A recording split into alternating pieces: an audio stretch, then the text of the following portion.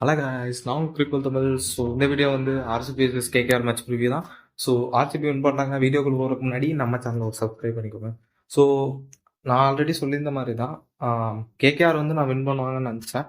But அவங்க வருண் சக்கரவர்த்தியை neutralise பண்ணிட்டாங்கன்னா ஆர்சிபி வந்து பார் அப்படின்னு சொல்லியிருந்தா அதே மாதிரி ஜெயிச்சிட்டாங்க. எங்க இந்த மேட்ச் போச்சு அப்படின்னா கண்டிப்பாக சொல்லலாம் பவர் பிளேல தான். பவர் பிளேல ஆர்சிபி வந்து மேட்சை தூக்கிட்டு போயிட்டாங்க அவங்க கையில.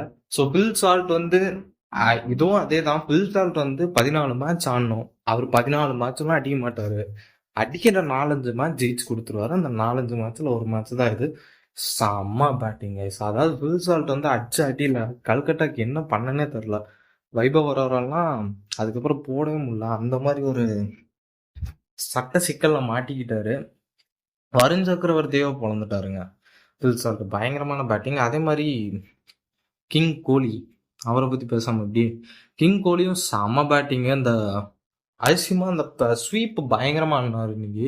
அந்த ஸ்லாக் ஸ்வீப் இந்த மாதிரி ஷாட்லாம் நரேனுக்கும் வருண் சக்கரவர்த்திக்கும் அகேன்ஸ்ட் ஆடினாரு. அதெல்லாம் பார்க்கவே சூப்பரா இருந்துச்சு. ஸோ அவங்க டீம்ல பார்த்தோம் அப்படின்னா கேகேஆருக்கு வந்து ரஹானே சூப்பர் பேட்டிங் ஆனாரு. பட் ஆனால் சப்போர்ட்டுக்கு ஆளே இல்லை.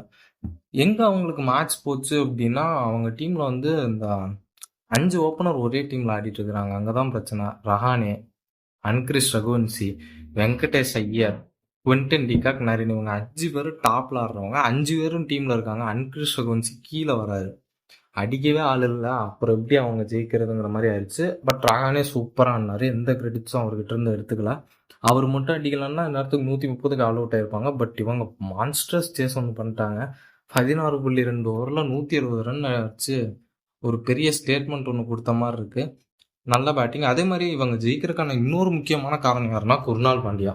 ஸோ குர்னால் பாண்டியோட பவுலிங் தான் ஆர்சிபியை எங்கேயோ இருந்து கேமுக்குள்ள கொண்டு வந்துச்சு. ஸோ 3 விக்கெட் வந்து எடுத்தாலாம் வேற மாதிரி அந்த ஒரு அக்ரெஷன் அவர் தான் திரும்ப கொண்டு வந்தார் ஃபீல்டில் ஆர்சிபிக்கு. ஸோ கொண்டு வந்து அதை அப்படியே டிரான்ஸ்ஃபர் பண்ணி அதை எடுத்துக்கிட்டு மித்த பவுலரும் போட்டாங்க. ஜாஸ் எல்டுலுட் அங்க வந்து குத்தி சொர்க்கு சரக பொறுக்க ஏத்தின்னு இருக்காரு. வேற மாதிரி பவுலிங் ஜாஸ் எல்டுலுட்டும். ஸோ அங்கதான் வந்து மேட்சை விட்டாங்க. அந்த மாதிரி குவாலிட்டி பவுலிங் வந்து இவங்க கிட்ட சத்தியமா கிடையாது. இவங்க ரொம்ப over dependence on Varun Naren. அங்கதான் மாட்டிக்கிட்டாங்க. ஸ்பென்சர் ஜான்சன்லாம் புட்டிங்க அடிக்கிறாரு பில் சால்ட். அடி போடுறியா? வா போடு 6 அப்படி அடிச்சுன்னு இருக்காரு. ஸ்பென்சர் ஜான்சனும் செம்மத்தே அடி வாங்கிட்டாரு. அதுக்கப்புறம் வைபவ் வரவங்க செட்டிலே ஆக விடல. வந்தாலே 4 தான் அடிப்பேன் அப்படிங்கிற மாதிரி வச்சுட்டு இருந்தாரு. 9 4 அடிச்சிருக்காரு கைஸ் இன்னைக்கு மேட்ச்ல பவர் பிளேலே. அங்கேயே மேட்ச் முடிஞ்சது. வாய்ப்பே கிடையாது. அதுக்கப்புறம் கேகேஆர் அங்கிருந்து எழுந்து வர்றதுக்கான வாய்ப்பே கிடையாது. ஸோ கேகேஆர் இன்னைக்கு என்ன தப்பு பண்ணாங்க அப்படின்னா அவங்களோட பவுலிங் சுத்தமா நல்லா இல்லை. பேட்டிங்ல இன்னொரு 25 ரன் ஷார்ட்.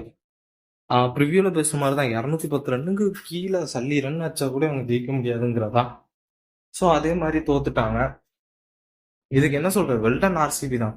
இந்த மாதிரி ஒரு சேஸ் பண்றாங்கன்னா அவங்க டீமை வந்து அவங்களோட டீமோட ஸ்டாண்டர்டை ரொம்ப மேல வச்சிருக்கு.